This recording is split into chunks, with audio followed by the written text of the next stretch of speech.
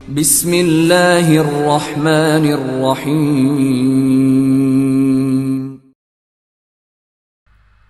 Episode 37۔ کتاب کا نام خاک و خون، دا اٹراسٹیز آف برٹش راج، مصنف نسیم حجازی۔ آدھی رات تک کیمپ کے لوگ ریت کے گڑھے کھود کھود کر شہیدوں کو دفن کرتے رہے۔ شہیدوں کی تعداد 700 سے اوپر تھی اور زخمیوں کی تعداد اس سے قریباً 1.5 گنا زیادہ تھی۔ دریا میں کود کر ڈوبنے والی عورتوں اور لڑکیوں اور بچوں کی تعداد کا اندازہ 500 کے لگ بھگ تھا، اور قریباً 250 آدمی انہیں بچانے کی کوشش میں ڈوب چکے تھے۔ سواروں کی ایک ٹولی 15 کے قریب لڑکیاں چھین کر اپنے ساتھ لے گئی تھی۔ حملوں کے دوران ملاحوں کو دوسروں سے زیادہ اپنی جانوں اور اپنی کشتیوں کی فکر تھی۔ چند دن قبل سکھوں نے کیمپ پر اس وقت حملہ کیا تھا جبکہ ملاح اپنی کشتیوں پر سواریاں لاد چکے تھے۔ 2 کشتیاں جتھے کی آمد سے پہلے پہلے دوسرے کنارے کی طرف نکل گئیں، لیکن تیسری کشتی پر ملاحوں کی چیخو پکار کے باوجود بدحواس انسانوں کا ایک ہجوم ٹوٹ پڑا۔ ہر آدمی اپنے اپنے گھر کی عورتوں کو کشتی میں گھسیڑنے کی کوشش کر رہا تھا۔ بچے، عورتیں، مریض اور زخمی جو پہلے سوار ہوئے تھے کشتی پر نئے حملہ آوروں کے نیچے دبے جا رہے تھے۔ کشتی کمر کے برابر پانی میں رکی ہوئی تھی اور بوجھ سے اس کے کنارے پانی کی سطح کو چھو رہے تھے۔ جو لوگ نیچے کھڑے تھے وہ ہاتھ بڑھا بڑھا کر کشتی کے ساتھ چمٹنے کی کوشش کر رہے تھے۔ کوئی کشتی کے سواروں کے ہاتھ، کوئی ان کے گریبان اور کوئی ان کے پاؤں کے ساتھ لٹکنے کی کوشش کر رہا تھا۔ ہر شخص دوسرے کو سمجھا رہا تھا، لیکن سب کہنے والے تھے، سننے والا کوئی نہ تھا۔ کشتی کے 2 ملاح لوگوں کو دھکے دے دے کر پیچھے ہٹا رہے تھے۔ کسی نے بدحواسی کی حالت میں ایک ملاح کا گھٹنا پکڑ کر اوپر چڑھنے کی کوشش کی۔ ملاح جھک کر اس کی کلائیاں مروڑ رہا تھا کہ دوسرا آدمی ملاح کے بازو کے ساتھ چمٹ گیا اور ملاح سر کے بل پانی میں آ رہا۔ اس افراتفری میں بعض آدمی کشتی کو دھکیلتے ہوئے گہرے پانی میں لے گئے۔ ایک لہر آئی اور کشتی کناروں تک پانی سے بھر گئی اور دوسری لہر کے ساتھ پانی میں ڈوب گئی۔ اس حادثے کے بعد ملاح کشتیاں کمر کے برابر پانی سے آگے نہیں لاتے تھے۔ آج بھی وہ جتھے کی آمد کے آثار دیکھتے ہی اپنی کشتیاں واپس لے گئے تھے، اور حملے کی شدت کے پیش نظر انہیں امید نہ تھی کہ وہ دوبارہ واپس آ کر کسی زندہ انسان کو دیکھیں گے۔ 2 ملاحوں نے اپنی کشتیاں چند میل دور ایک اور کیمپ کے پاس لے جانے کا فیصلہ کر لیا تھا، لیکن جب سکھ پسپا ہوئے تو وہ اپنے دلوں میں ایک نیا ولولہ محسوس کر رہے تھے۔ فقیر دین نے اللہ اکبر کا نعرہ لگایا اور باقی ملاح اس کے ساتھ شریک ہو گئے۔ تھوڑی دیر میں وہ اپنی اپنی کشتیوں پر دوسرے کنارے کا رخ کر رہے تھے۔ جب سلیم زخمیوں، عورتوں اور بچوں کو کشتیوں پر سوار کرانے میں مصروف تھا، امیر علی نے داؤد کا ہاتھ پکڑا اور اسے چند قدم ایک طرف لے جا کر سوال کیا، داؤد، اب کیا ہوگا؟ یہاں حملوں کے سوا اور کیا ہو سکتا ہے؟ داؤد نے بے پرواہی سے جواب دیا، لیکن بارود کے متعلق تم نے کیا سوچا ہے؟ کچھ نہیں، اب ہم نے کئی دنوں سے سوچنا ترک کر دیا ہے۔ صرف سلیم سوچا کرتا ہے اور اب شاید وہ بھی سوچنا چھوڑ دے۔ امیر علی نے کہا، تم نے کہا تھا کہ تمہارے پاس ٹین گن کی کچھ گولیاں ہیں؟ ہاں، وہ مجھے دے دو، مجھے ایک جگہ سے اسلحہ ملنے کی امید ہے۔ داؤد نے کہا، میں تمہارے ساتھ چلوں گا، ہمیں رائفل کی چند گولیاں بھی مل سکتی ہیں۔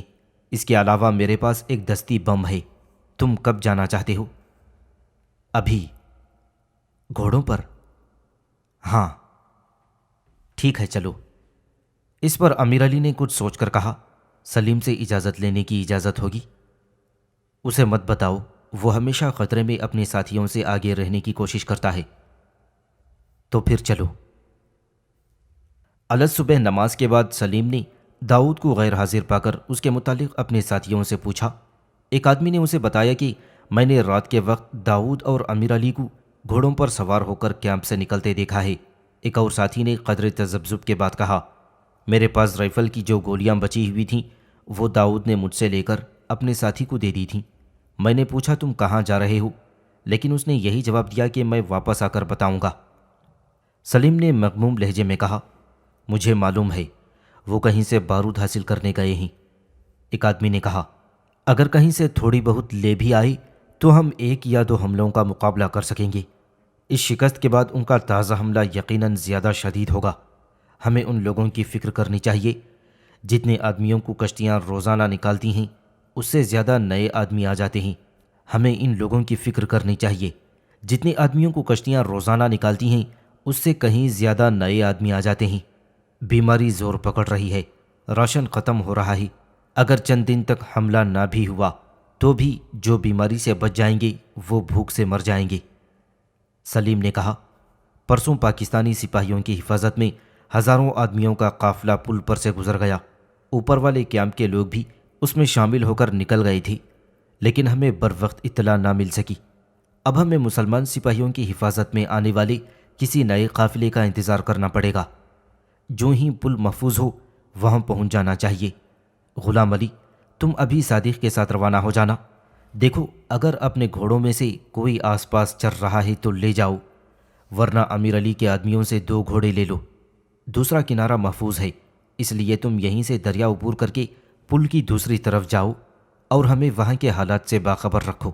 اگر مسلمان فوج کا کوئی افسر ملے تو اسے بتاؤ کہ اس پل پر مستقل پہرے کی ضرورت ہے۔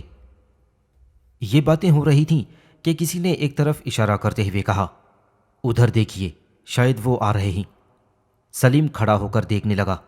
اسے 3 فرلانگ کے فاصلے پر دھان کے کھیتوں میں ایک سوار دکھائی دیا۔ گھوڑا معمولی رفتار سے آ رہا تھا۔ سلیم نے انتہائی کرب کی حالت میں اپنا سر جھکا لیا۔ سوار نے قریب پہنچ کر گھوڑا روکا۔ لوگ بھاگ کر اس کے گرد جمع ہو گئے۔ یہ امیر علی تھا اور اس کی گود میں ایک لاش تھی، داؤد کی لاش۔ لوگوں نے لاش کو اتار کر زمین پر ڈال دیا۔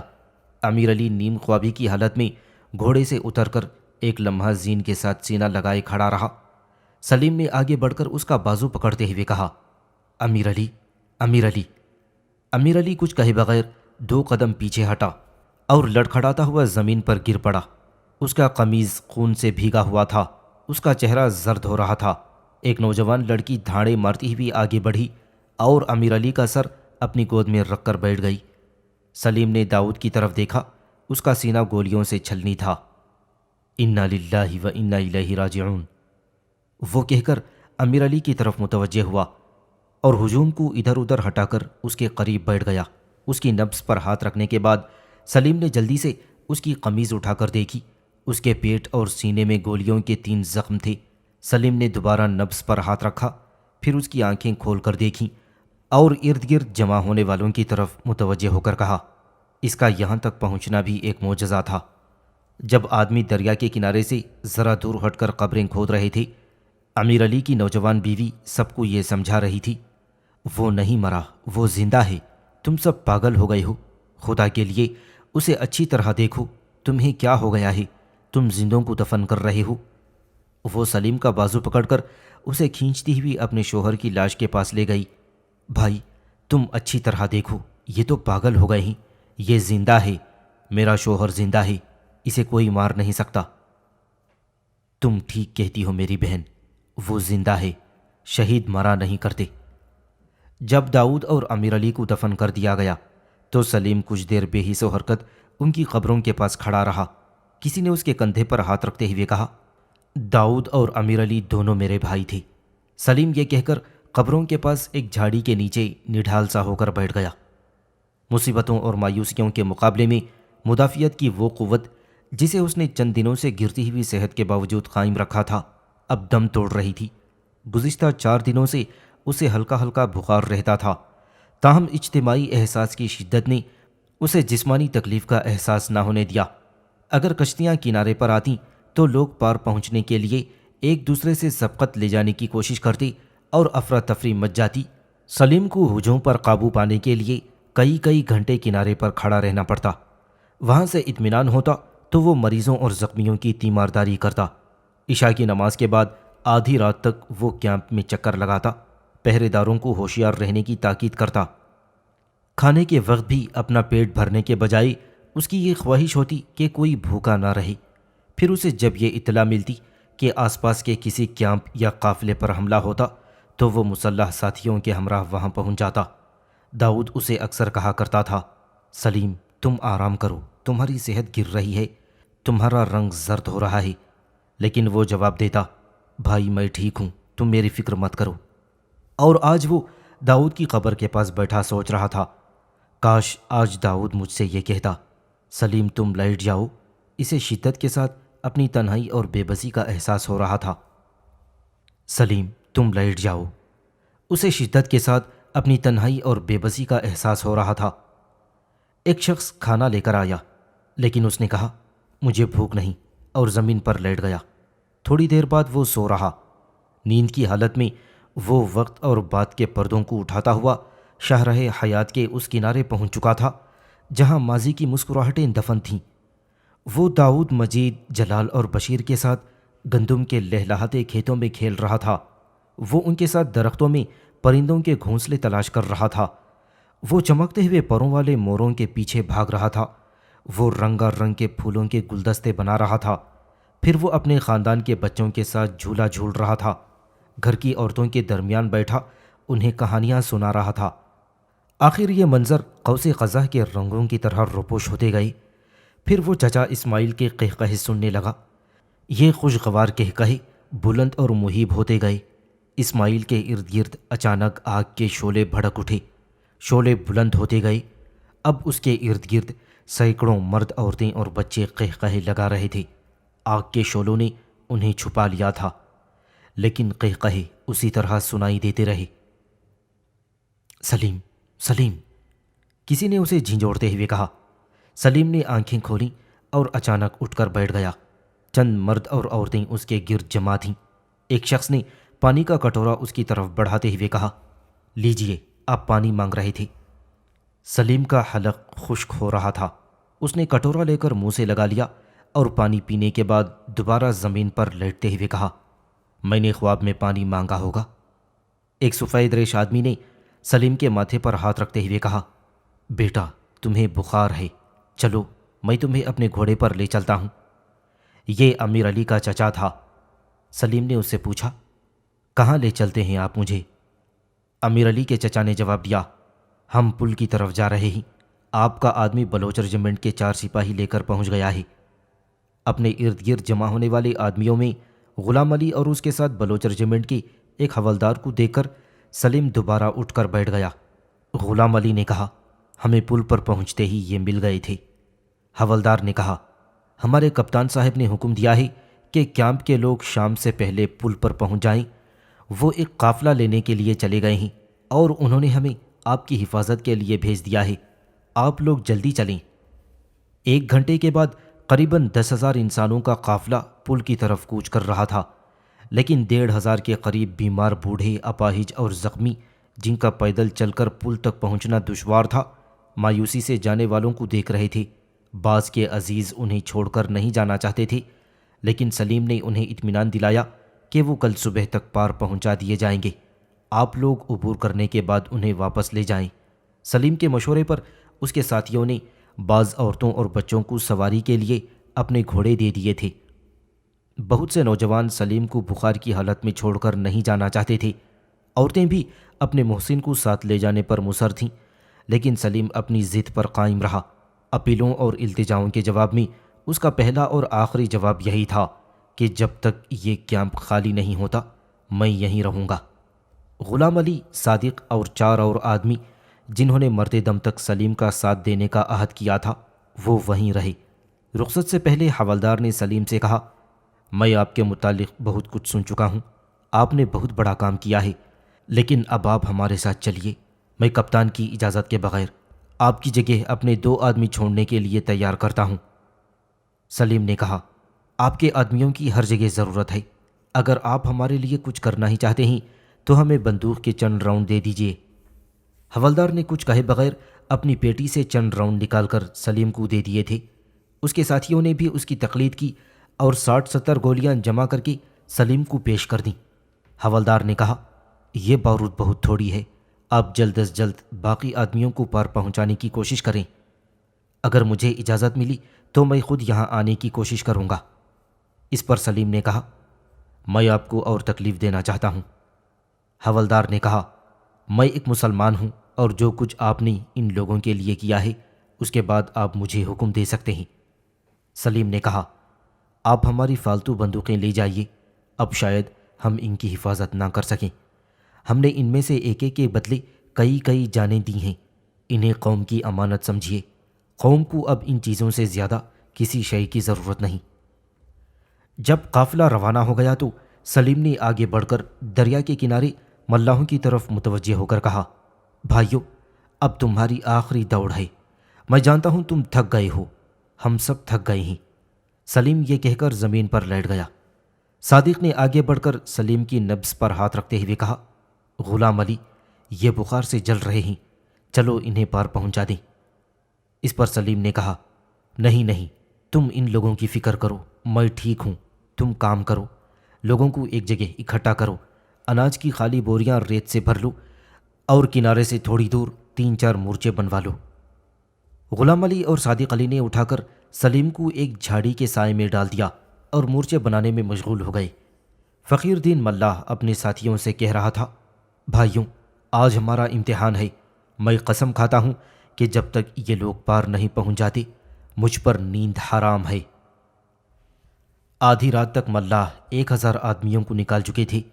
بعض آدمی قافلے کے ساتھ پل عبور کرنے کے بعد اپنے اپنے عزیزوں کو لینے کے لیے دوسرے کنارے پر پہنچ چکے تھے۔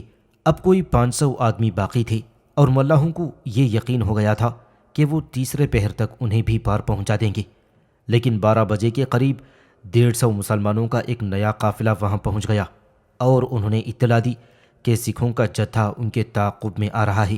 انہوں نے 500 آدمیوں کے ساتھ نالا کرن عبور کیا تھا اور راستے میں زخمیوں اور شہیدوں کو چھوڑتے ہوئے یہاں پہنچے ہیں۔ وہ ملاح جو اس کنارے پر تھے، یہ اطلاع ملتے ہی کشتیاں بھر کر واپس چلے گئے۔ فقیر دین نے سلیم کو لے جانے کی کوشش کی، لیکن اس نے کہا، نہیں، ابھی میرے ہاتھ بندوق چلا سکتے ہیں۔ 1 بجے کے قریب جب دوسرے کنارے پر بندوقوں کی تڑ تڑ سنائی دینے لگی تھی تو 3 آدمی بھاگتے ہوئے ملاحوں کے پاس پہنچے۔ ان کی فوجی وردیاں دیکھ کر ملاح ان کے گرد جمع ہو گئے۔ ایک نوجوان نے اپنے ساتھیوں سے کہا، یہی پتن ہے۔ پھر وہ ملاحوں کی طرف متوجہ ہوا، ہمیں جلدی سے پار پہنچا دو۔ ایک ملاح نے جواب دیا، ہمیں کوئی اعتراض نہیں، لیکن آپ 3 آدمی وہاں جا کر کیا کر سکیں گے؟ آپ آئے بھی تو 3 آدمی، اور وہ بھی 2 رائفلوں کے ساتھ، اور وہاں شاید ایک پوری فوج گولیاں برسا رہی ہے۔ نوجوان نے کہا، خدا کے لیے وقت ضائع مت کرو۔ نوجوان کے ایک ساتھی نے کہا، کپتان صاحب، یہ اس طرح نہیں مانیں گے، ان کے ساتھ ہمیں بات کرنے کی اجازت دیں۔ فقیر دین ملاح نے آگے بڑھ کر کہا، بھائی صاحب، آپ ناراض نہ ہوں، کپتان صاحب کے سپاہی اس جگہ کی حالت دیکھ گئے تھے، وہاں صرف بیمار اور زخمی ہیں، وہ بارود کی چند گولیاں دے گئے تھے جن کی بدولت 5-6 آدمی جتھے کو روکے ہوئے ہوں گے۔ جب تک یہ 5-6 آدمی ڈٹے ہوئے ہیں سکھ گولیاں برساتے رہیں گے، جب ان کی بارود ختم ہو جائے گی تو وہ چند منٹوں میں کیمپ کا صفایا کر دیں گے۔ کپتان صاحب کو اگر آنا تھا تو کچھ ساتھ لے کر آتے۔ نوجوان نے کہا، بھائی، میں سیدھا لاہور سے آ رہا ہوں، مجھے کسی بات کا علم نہیں، یہاں سے 2 میل کے فاصلے پر جیپ کا راستہ نہیں تھا، ہمیں وہاں سے پتہ چلا کہ فوج کیمپ کے آدمیوں کو نکال کر پل کی طرف لے گئی ہے، اور جو آدمی رہ گئے ہیں انہیں تم لوگ کشتیوں کے ذریعے پاکستان لا رہے ہو۔ میں اپنے ایک عزیز کی تلاش میں آ رہا ہوں اور اس کے متعلق میں جانتا ہوں کہ وہ آخری وقت تک وہاں ڈٹا رہے گا۔ میں سلیم کا عزیز ہوں، شاید تم میں سے کسی کو اس کا علم ہو۔ سلیم کا نام سن کر بہت سے لوگ اس کے گرد جمع ہو گئے۔ فقیر دین نے کہا، کپتان صاحب، وہ بیمار ہے، لیکن آپ ایک پہاڑ کو اٹھا کر اس طرف لا سکتے ہیں، اسے نہیں لا سکتے، اسے یہاں لانے کے لیے جتھے کو شکست دینا ضروری ہے۔ نوجوان نے کہا، میں ایک ڈاکٹر ہوں، مجھے پار پہنچا دو، شاید اس کی جان بچا سکوں۔ چلیے۔ فقیر دین نے آگے بڑھ کر کشتی کا رسہ کھول دیا اور کپتان اور اس کے 2 ساتھی کشتی پر سوار ہو گئے۔ ابھی وہ کوئی 10 گز دور گئے تھے کہ فقیر دین کو چاند کی دھندلی روشنی میں کنارے کے ساتھ آدمیوں کی ایک ٹولی دکھائی دی، اور اس نے کہا، کپتان صاحب، شاید بلوچ ریجیمنٹ کے سپاہی آ رہے ہیں۔ کپتان نے کہا، اب پیچھے مت دیکھو، جلدی پہنچو۔ تھوڑی دور اور آگے جانے کے بعد فقیر دین کنارے سے اپنے ایک ساتھی کی آواز سن رہا تھا، فقیر دین ٹھہرو، سپاہی آ گئے ہیں۔ فقیر دین نے قدرے تذبذب کے بعد جواب دیا، انہیں دوسری کشتی پر لے کر آ جاؤ، میں اب منجھدار میں پہنچ چکا ہوں۔ اور پھر تھوڑی دور جا کر اس نے کشتی روکی اور کہنے لگا، یہاں ران کے برابر پانی ہے، آپ یہاں اتر جائیں، میں کشتی کو تھوڑی دور نیچے روک کر آپ کا انتظار کرتا ہوں۔ کپتان ایک ہاتھ میں پستول اور دوسرے میں دوائیوں کا تھیلا لیے کشتی سے اتر پڑا۔ کیمپ کے مرد اور عورتیں کنارے پر لیٹے ہوئے تھے۔ ان سے ذرا ہٹ کر تھوڑے فاصلے پر ریت کی بوریوں کے 3 مورچے تھے۔ سامنے کوئی 150 گز کے فاصلے سے حملہ آوروں کی بندوقیں آگ اگل رہی تھیں اور مورچے میں بیٹھے ہوئے آدمی ان کی گولیوں کے جواب میں اکا دکا فائر کر رہے تھے۔ کپتان اور اس کے ساتھی ریت پر رینگتے ہوئے آگے بڑھے۔ کنارے پر لیٹے ہوئے مایوس انسان قدرے پر امید ہو کر لیٹے لیٹے ایک دوسرے کی طرف اشارہ کرنے لگے۔ ایک آدمی کو غلط فہمی ہوئی اور اس نے جھپٹ کر کپتان کے ایک ساتھی کی رائفل چھیننے کی کوشش کرتے ہوئے کہا، تم کون ہو؟ سپاہی اس کی اس حرکت پر حیران ہو کر اپنے ساتھیوں کی طرف دیکھنے لگا۔ کپتان جو آگے جا چکا تھا جلدی سے پیچھے مڑا اور بولا، بھائی ہم دوسرے کنارے سے آئے ہیں، ادھر دیکھو، دوسری کشتی پر فوج آ رہی ہے۔ لوگ دوسرے کنارے کی طرف دیکھنے لگے۔ 8-10 گز دور دشمن کے مارٹر کا بم پھٹا۔ چند عورتیں اور بچوں کی چیخیں سنائی دیں۔ بدحواس آدمی نے بندوق چھوڑتے ہوئے کہا، بھائی معاف کرنا، میں سمجھا تھا تم دشمن کے آدمی ہو اور مورچے پر حملہ کرنے جا رہے ہو۔ کپتان نے ایک مورچے کے قریب پہنچ کر آواز دی، سلیم۔ کون ہے؟ ایک آدمی نے پیچھے مڑ کر دیکھتے ہوئے کہا۔ کپتان نے کہا، میں سلیم کو تلاش کر رہا ہوں، کہاں ہے وہ؟ سلیم اس مورچے میں ہے، اس نے اپنے دائیں طرف اشارہ کرتے ہوئے کہا۔ تم فوجی ہو، ٹھہرو، مجھے کچھ بارود دیتے جاؤ۔ کپتان کے اشارے سے اس کا ایک ساتھی مورچے میں بیٹھ گیا اور کپتان دائیں ہاتھ کی طرف دوسرے مورچے کی طرف بڑھ رہا تھا۔ ایک گولی اس کے سر کے بالوں اور دوسری پیٹھ کے ساتھ چھوتی ہوئی گزر گئی۔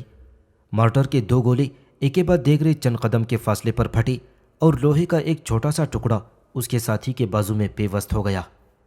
سلیم، سلیم، کپتان نے مورچے کے پاس پہنچ کر کہا، لیکن سلیم کے بجائے کسی اور آدمی کی آواز سن کر اس کا دل بیٹھ گیا۔ سلیم بے ہوش ہے، تم کون ہو؟ مورچے سے ایک آدمی نے کہا۔ کپتان جواب دیے بغیر آگے بڑھا۔ سلیم بوریوں کی آڑ میں لیٹا ہوا تھا۔ کپتان نے جلدی سے اس کی نبض پر ہاتھ رکھتے ہوئے سوال کیا، یہ کب سے بے ہوش ہے؟ ابھی تھوڑی دیر ہوئی، بم کا ٹکڑا اس کی ٹانگ پر لگنے سے زخم آ گیا، لیکن بے ہوشی کی وجہ زخم سے زیادہ اس کا بخار ہے، اسے صبح سے بہت تکلیف ہے۔ آپ کہاں سے آئے ہیں؟ میں بہت دور سے آیا ہوں۔ آپ نے کشتی پر دریا عبور کیا ہے؟ ہاں۔ اور کشتی واپس نہیں چلی گئی تو خدا کے لیے انہیں لے جائیے، ہماری بارود ختم ہونے والی ہے۔ میرے پاس کافی بارود ہے، کپتان کے ساتھی نے مورچے میں بیٹھ کر اپنی بندوق سیدھی کرتے ہوئے کہا۔ ڈاکٹر صاحب، اگر پچھلی کشتی پر فوج کے آدمی آ رہے ہیں تو بہت جلد میدان خالی ہو جائے گا۔ اس وقت گولیوں کی بارش میں انہیں یہاں سے نکالنا خطرناک ہے۔ مورچے میں بیٹھنے والے 2 آدمیوں نے ایک زبان ہو کر سوال کیا، کیا فوج آ رہی ہے؟ ہاں، کپتان نے جواب دیا اور سلیم کی رائفل اٹھا کر مورچے میں بیٹھ گیا۔ مورچے سے ایک آدمی نے گھٹنوں کے بل ہو کر دریا کی طرف دیکھا اور اپنے ساتھیوں سے کہا، کشتی نیچے جا رہی ہے، وہ شاید دائیں بازو سے حملہ کریں گے۔ 15 منٹ کے بعد فوج کے سپاہیوں نے فضا میں روشنی کا گولا پھینکا اور اس کے ساتھ ہی مارٹر کے چند گولے پھینک دیے۔ 2 منٹ کے بعد سکھ یہ کہتے ہوئے بھاگ رہے تھے، فوج آ گئی، فوج آ گئی، بلوچ ریجیمنٹ آ گئی۔ چوتھا حصہ، اے قوم۔ سلیم کو ہوش آیا تو اس نے اپنے آپ کو ایک صاف ستھرے کمرے میں بستر پر پڑا ہوا پایا۔ کمرے میں چھت کے ساتھ لٹکا ہوا بجلی کا بلب روشن تھا۔ وہ کچھ دیر سکتے کے عالم میں بتی کی طرف دیکھتا رہا۔ میں کہاں ہوں؟ اس کے دل میں خیال آیا اور پھر اس پرسکون فضا میں کئی ہنگامے بیدار ہو گئے۔ انتہائی پریشانی اور اضطراب کی حالت میں سلیم نے آنکھیں بند کر لیں۔ اس کے دماغ پر پھر غنودگی طاری ہو گئی۔ وہ عورتوں اور بچوں کی چیخو پکار اور بندوقوں کی تڑاخ تڑاخ سننے لگا۔ اس کی آنکھوں کے سامنے آگ کے مہیب شعلے رقص کرنے لگے۔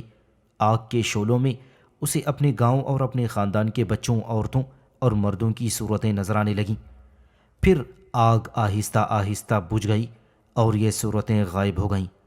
سلیم دوبارہ ہوش میں آ چکا تھا، لیکن لوگوں کی چیخ و پکار، بندوقوں کی ٹھائیں ٹھائیں اور بموں کے شور کے بجائے وہ میز پر رکھے ہوئے ٹائم پیس کی ٹک ٹک سن رہا تھا۔ کچھ دیر وہ آنکھیں بند کیے پڑا رہا۔ میں کہاں ہوں؟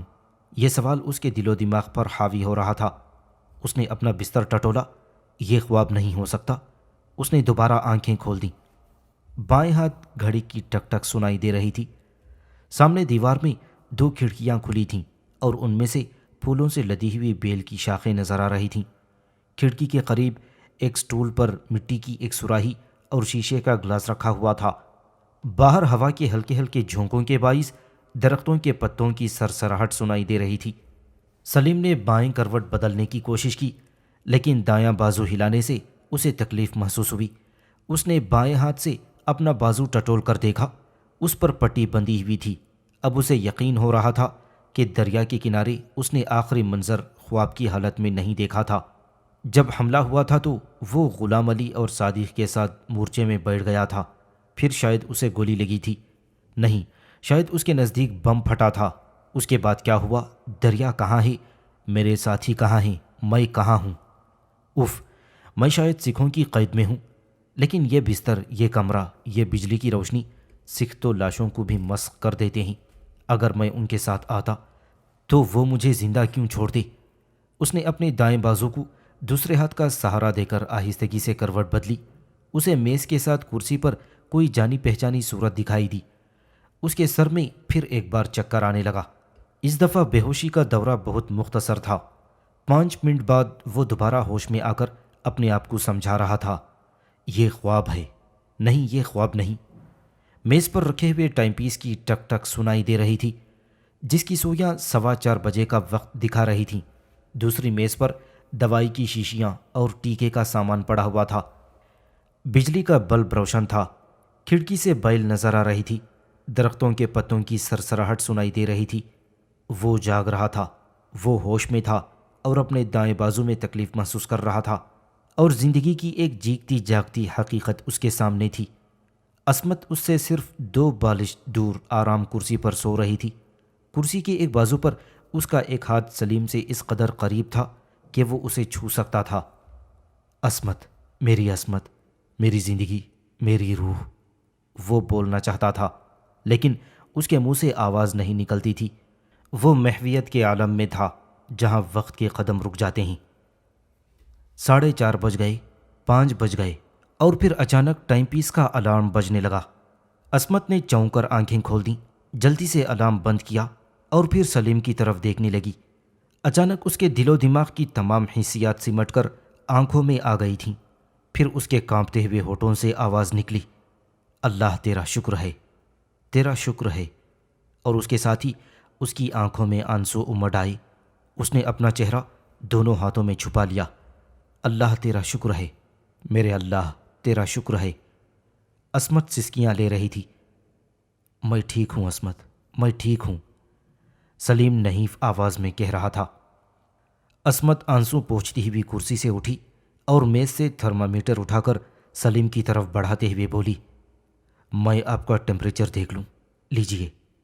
سلیم کے ذہن میں کئی سوالات تھے۔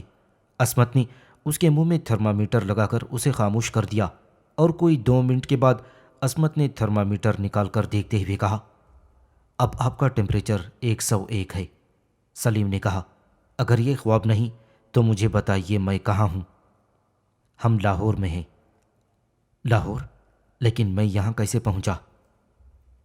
میں آپ کو انجیکشن دے لوں، پھر آپ کو سب کچھ بتاؤں گی۔ عصمت یہ کہہ کر انجیکشن کا سامان تیار کرنے لگی۔ عصمت نے مڑ کر دیکھا۔ سلیم نے پھر کہا، عصمت ٹھہرو، تھوڑی دیر یہاں بیٹھ جاؤ۔ ان الفاظ میں ایک درخواست تھی، ایک التجا تھی، ایک حکم تھا۔ عصمت کرسی پر بیٹھ گئی۔ سلیم نے کہا، مجھے بتاؤ عصمت، میں یہاں کیسے پہنچا؟ آپ کو بھائی ارشد لے کر آئے تھے۔ وہ دہلی سے یہاں پہنچتے ہی آپ کی تلاش میں چلے گئے تھے۔ بھائی جان نے آپ کو بے ہوشی کی حالت میں وہاں سے نکالا تھا۔ لیکن ان کا حشر کیا ہوا؟ ان عورتوں اور بچوں کا کیا ہوا؟ اور وہ زخمی اور بیمار لوگ؟ سلیم نے انتہائی کرب کی حالت میں آنکھیں بند کر لیں۔ عصمت نے کہا، بھائی جان کہتے ہیں کہ وہاں مسلمان سپاہی پہنچ گئے تھے اور وہ سکھوں کے جتھے کو بھگانے کے بعد سب کو حفاظت سے نکال کر لائے تھے۔ فوج کے سپاہی؟ کاش یہ بات درست ہو، سلیم نے یہ کہتے ہوئے آنکھیں کھول دیں۔ میں آپ سے جھوٹ نہیں کہتی، آپ کے ساتھیوں میں سے بعض آپ کو دیکھنے کے لیے آیا کرتے ہیں، شاید آج بھی کوئی آ جائے، آپ ان سے پوچھ لیں۔ سلیم نے سوال کیا، مجھے یہاں آئے ہوئے کتنے دن ہوئے؟ عصمت نے جواب دیا، 11 دن۔ 11 دن؟ میں 11 دن سے یہاں پڑا ہوا ہوں۔ نہیں، آپ کو یہاں 7واں دن ہے، پہلے آپ ہسپتال میں تھے۔ آپریشن کے بعد آپ کو بھائی جان لے کر آئے تھے، وہاں کسی ڈاکٹر یا نرس کو سر کھجانے کی فرصت نہیں، زخمیوں کا تانتا بندھا ہوا ہے۔ سلیم نے پوچھا، ارشد کہاں ہے؟ ارشد اور ابا جان برآمدے میں سو رہے ہیں، وہ رات کو 2 بجے کیمپ سے ڈیوٹی دے کر آئے تھے اور اب نماز پڑھتے ہی پھر چلے جائیں گے، کئی دنوں سے ان کی یہی حالت ہے۔ تو کیا میں گزشتہ 7 دن سے بے ہوش پڑا ہوا ہوں؟ جی ہاں، آپ کا بخار بہت تیز تھا، کل شام تک آپ کا ٹیمپریچر 104 تھا، رات کے 2 بجے جب بھائی جان نے دیکھا تھا تو آپ کا ٹیمپریچر 103 سے ذرا نیچے تھا اور انہیں پہلی بار تھوڑا سا اطمینان ہوا تھا۔ آپ کو اتنے دن بہت تکلیف ہوئی ہوگی؟ سلیم نے پوچھا۔ تکلیف؟ مجھے تکلیف؟ عصمت اس سے زیادہ کچھ نہ کہہ سکی، اس کے چہرے پر مسکراہٹ تھی اور آنکھوں میں آنسو جھلک رہے تھے۔ راحت آنکھیں ملتی ہوئی کمرے میں داخل ہوئی اور ٹائم پیس کی طرف دیکھ کر بولی، آپا جان 5:15 بج گئے، آپ نے مجھے کیوں نہ جگایا؟ آج پھر ساری رات جاگی ہیں، جائیے آرام کر لیجئے۔ عصمت نے کہا، راحت اب یہ ہوش میں ہے۔ راحت نے آگے بڑھ کر سلیم کی طرف دیکھا اور اس کا چہرہ خوشی سے چمک اٹھا۔ راحت سلیم سے بہت کچھ کہنا چاہتی تھی، وہ ہر روز سوچا کرتی تھی کہ جب سلیم ہوش میں آئے گا تو میں انہیں کئی واقعات بتاؤں گی، ان سے کئی سوالات پوچھوں گی، میں انہیں بتاؤں گی، بھائی جان آپ اتنے دن بے ہوش رہے، آپ بے ہوشی کی حالت میں بڑبڑایا کرتے تھے، آپ فلاں فلاں نام کے لوگوں کو آوازیں دیا کرتے تھے، فلاں دن آپ نے سخت بخار کی حالت میں میری طرف دیکھ کر کہا تھا، زبیدہ بھاگ جاؤ، انہوں نے مکان کو آگ لگا دی ہے، اور فلاں دن جب بھائی جان آپ کی نبض دیکھ رہے تھے تو آپ کہہ رہے تھے، داؤد لیٹ جاؤ تمہیں گولی لگ جائے گی۔ فلاں دن عصمت ساری رات سجدے میں سر رکھ کر دعائیں مانگتی رہی۔ لاہور میں اتنے لاکھ انسانوں کے قافلے آ چکے ہیں، کیمپس میں اتنے ہزار زخمی اور بیمار مر چکے ہیں، ہندوستان سے اتنی گاڑیاں آئی ہیں جن میں صرف لاشیں تھیں، میں ان سے کیمپ کے حالات پوچھوں گی، میں انہیں بتاؤں گی کہ آپ سے جدا ہونے کے بعد عصمت کی کیا حالت تھی، وہ کس طرح رو رو کر دعائیں مانگا کرتی تھی، لیکن اب سلیم آنکھیں کھول کر اس کی طرف دیکھ رہا تھا اور وہ خاموش کھڑی تھی۔ عصمت نے کہا، بیٹھ جاؤ راحت، اور وہ ایک کرسی گھسیٹ کر عصمت کے قریب بیٹھ گئی اور قدر توقف کے بعد بولی، بھائی جان اب آپ ٹھیک ہیں نا؟ میں ٹھیک ہوں راحت، سلیم نے جواب دیا۔ صبح ہو رہی تھی، ارشد کمرے میں داخل ہو گیا، اس کی آنکھیں نیند سے بوجھل ہو رہی تھیں، وہ انگڑائی لینے کے بعد آگے بڑھا، راحت اٹھ کر کھڑی ہو گئی۔ ارشد نے کہا، تم دونوں جاگ رہی ہو، اب بخار کچھ کم ہوا؟ راحت بولی، بھائی جان اب ان کو آرام ہے، یہ ہوش میں ہیں۔ ارشد نے آگے بڑھ کر سلیم کی نبض پر ہاتھ رکھتے ہوئے کہا، عصمت تم نے ٹیمپریچر لیا ہے؟ ہاں بھائی جان اب 101 ہے، اب انجیکشن لگا دیں۔ عصمت یہ کہتے ہوئے اٹھی اور انجیکشن کا سامان درست کرنے لگی۔ ارشد نے نبض دیکھنے کے بعد سلیم کی پیشانی پر ہاتھ رکھتے ہوئے کہا، اب تمہاری طبیعت کیسی ہے سلیم؟ سلیم نے کہا، مجھے یہ بتاؤ کہ دریا کے کنارے جو لوگ میرے ساتھ تھے ان کا کیا حشر ہوا؟ وہ سب پاکستان پہنچ چکے ہیں۔ تم فوج کے سپاہی لے کر گئے تھے؟ میرے ساتھ صرف 2 آدمی تھے، لیکن میرے دریا عبور کرتے ہی بلوچ ریجیمنٹ کا ایک حوالدار 8 سپاہیوں کو لے کر پہنچ گیا تھا، وہ دن کے وقت کیمپ سے قافلہ لے کر گیا تھا، تم نے اسے فالتو ہتھیار بھی دیے تھے۔ ارشد نے انجیکشن لگانے کے بعد سلیم کے زخم پر نئی پٹی باندھی۔ اتنی دیر میں ڈاکٹر شوکت بھی بستر سے اٹھ کر اندر آ گئے۔ گزشتہ صدمات اور تکالیف کے باعث وہ اس قدر نحیف اور لاغر ہو چکے تھے کہ انہیں پہچاننا مشکل تھا، تاہم سلیم کو روبائے صحت دیکھتے ہوئے ان کے مرجھائے ہوئے چہرے پر تازگی آ گئی۔ ڈاکٹر شوکت نے کہا، عصمت بیٹی، اب انہیں خط لکھ دو کہ سلیم ہمارے پاس ہے، وہ بہت پریشان ہوں گے، پرسوں بھی ان کا خط آیا تھا۔ کس کا خط؟ سلیم نے چونک کر سوال کیا۔ امینہ کا خط، وہ تمہارے متعلق بہت پریشان ہے۔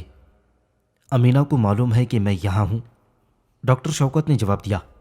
نہیں، ابھی اسے معلوم نہیں، میں یہاں پہنچتے ہی ٹائیفائڈ میں مبتلا ہو گیا تھا، اس لیے اسے تفصیلات سے آگاہ نہ کر سکا۔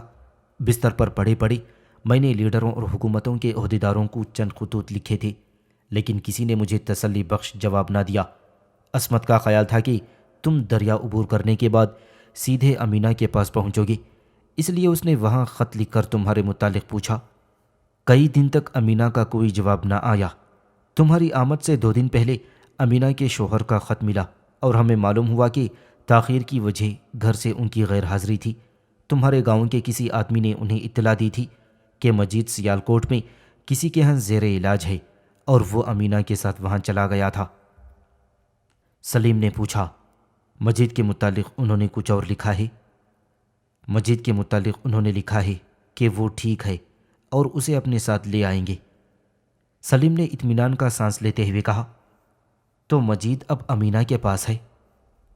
ہاں۔ آپ نے میرے متعلق کیا لکھا تھا؟ تمہاری حالت ٹھیک نہیں تھی، اس لیے میں نے انہیں پریشان کرنا مناسب نہ سمجھا۔ میری خواہش تھی کہ تمہیں ہوش آ جائے تو ان سب کو یہاں بلا لوں۔ عصمت، تم آج ہی امینہ کو خط لکھ دو۔ سلیم نے کہا، نہیں، میں خود ہی وہاں جاؤں گا، امینہ کو مجید کے پاس رہنا چاہیے۔ ارشد نے کہا، ابا جان، عورتوں کے لیے گاڑی میں سفر کرنا اب ناممکن ہو چکا ہے اور حیضہ بھی زوروں پر ہے، میں انہیں تسلی کا خط لکھ دیتا ہوں۔ 10 دن اور گزر گئے۔ سلیم کا زخم اب ٹھیک ہو چکا تھا۔ ایک صبح وہ بستر پر لیٹا ہوا تھا۔ عصمت اور راحت برآمدے میں نماز پڑھ رہی تھیں۔ کھڑکی کے سامنے درخت پر چڑیاں چہچہا رہی تھیں۔ 2 چڑیاں درخت سے اتر کر کھڑکی میں بیٹھ گئیں۔ سلیم ان کی طرف دیکھتا رہا۔ تھوڑی دیر میں چند چڑیاں اور آ بیٹھیں۔ سلیم آہستگی سے اٹھا اور سرہانے کے ساتھ ٹیک لگا کر بیٹھ گیا۔ چڑیاں اڑ گئیں۔ برآمدے میں کسی کے پاؤں کی آہٹ سنائی دی۔ سلیم نے جلدی سے ہاتھ بڑھا کر بستر کے قریب پڑی ہوئی تپائی سے تھرمامیٹر اٹھایا اور منہ میں رکھ کر بیٹھ گیا۔ عصمت اندر داخل ہوئی۔ سلیم کے منہ میں تھرمامیٹر دیکھ کر اس کے ہونٹوں پر ہلکی سی مسکراہٹ ظاہر ہوئی۔ سلیم نے ہاتھ سے اشارہ کیا اور وہ چپکے سے کرسی پر بیٹھ گئی۔ راحت نے دروازے سے جھانکتے ہوئے کہا، آپا، ناشتہ تیار کروں؟ ہاں، جلدی کرو۔ راحت نے سلیم سے پوچھا، بھائی جان، کیا حال ہے آپ کا؟ سلیم نے منہ سے تھرمامیٹر نکال کر عصمت کی طرف بڑھاتے ہوئے کہا، میں ٹھیک ہوں راحت۔ راحت چلی گئی۔ عصمت نے تھرمامیٹر دیکھتے ہوئے کہا، آج آپ بالکل ٹھیک ہیں۔ کیا ڈاکٹر صاحب اور ارشد چلے گئے؟ سلیم نے پوچھا۔ وہ آج رات نہیں آئے۔ کیمپس میں زخمیوں کی تعداد بہت زیادہ ہو گئی ہے اور حیضہ بھی زوروں پر ہے۔ اس طرح بیٹھنے سے آپ کو تکلیف ہوتی ہوگی، میں آپ کے لیے تکیہ لاتی ہوں۔ عصمت اٹھ کر دوسرے کمرے میں چلی گئی۔ کھڑکی میں چڑیاں دوبارہ جمع ہو رہی تھیں۔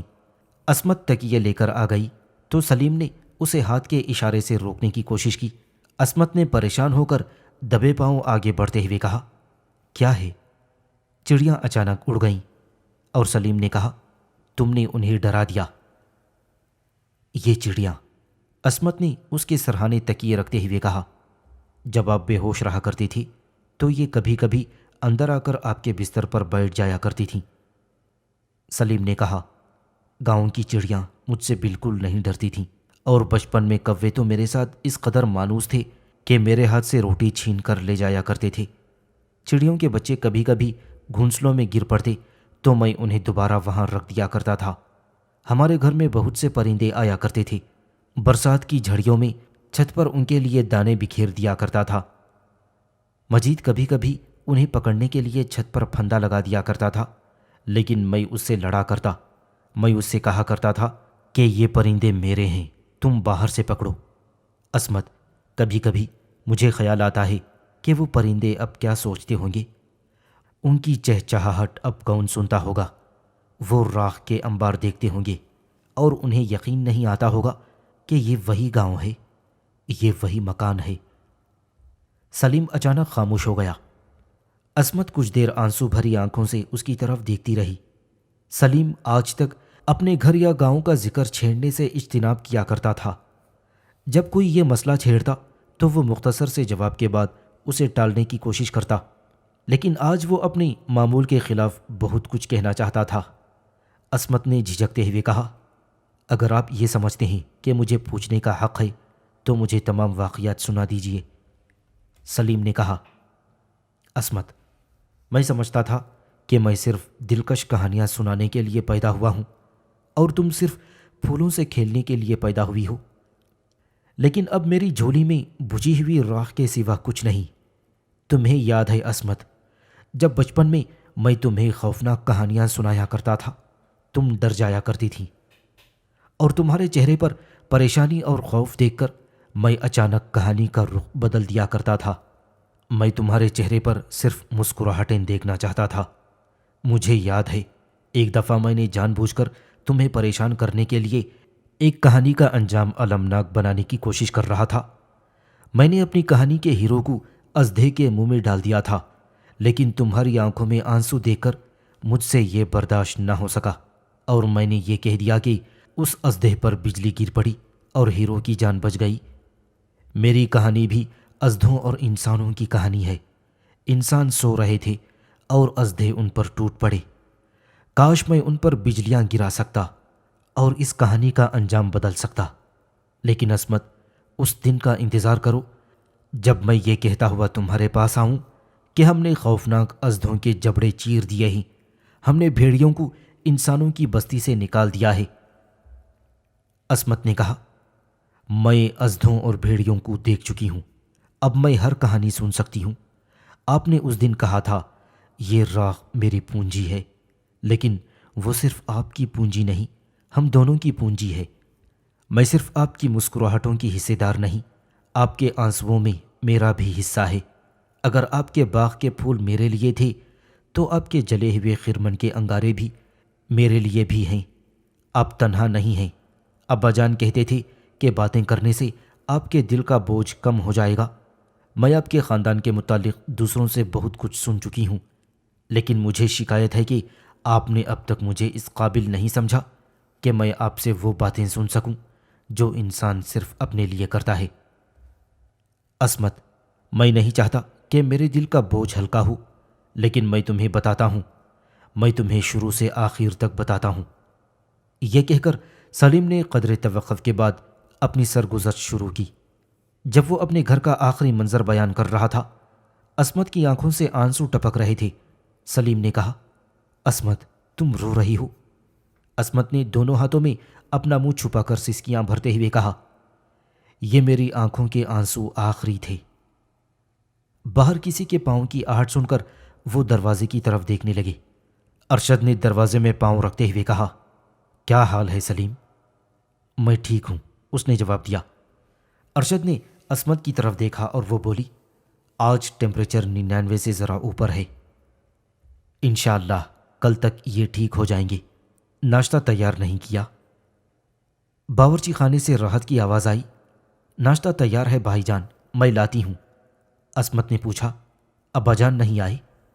ارشد نے کہا، وہ شاید چند دن اور نہ آ سکے، کل دوپہر کو وہ واگا چلے گئے تھے اور وہاں سے اطلاع آئی کہ شام کے 5 بجے تک 2 لاکھ انسانوں کا قافلہ واگا پہنچ جائے گا، اور قافلے میں کئی ہزار انسان بیمار اور زخمی ہیں۔ راحت ناشتہ اور چائے لے کر آ گئی۔ ارشد نے جلدی جلدی چائے کی ایک پیالی ختم کرنے کے بعد اٹھتے ہوئے کہا، سلیم، تم اطمینان سے اپنا حصہ ختم کرو، میں 12 بجے کے بعد پھر آ جاؤں گا۔ سلیم نے کہا، ارشد، میں جانا چاہتا ہوں۔ کہاں؟ ارشد نے چونک کر پوچھا۔ امینہ کے پاس، اب میں سفر کر سکتا ہوں۔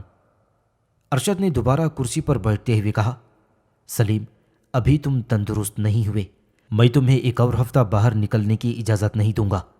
تم یہاں بیٹھے سفر کی مشکلات کا اندازہ نہیں کر سکتے۔ عصمت، تم امینہ کو خط لکھ دو کہ سلیم اب بالکل ٹھیک ہے، 10 دن تک تمہارے پاس پہنچ جائے گا۔ نہیں، اسے صرف اتنا لکھو کہ میں ٹھیک ہوں اور عنقریب وہاں پہنچوں گا۔ 5 دن کے بعد سلیم، ارشد اور ڈاکٹر شوکت دوپہر کا کھانا کھا رہے تھے۔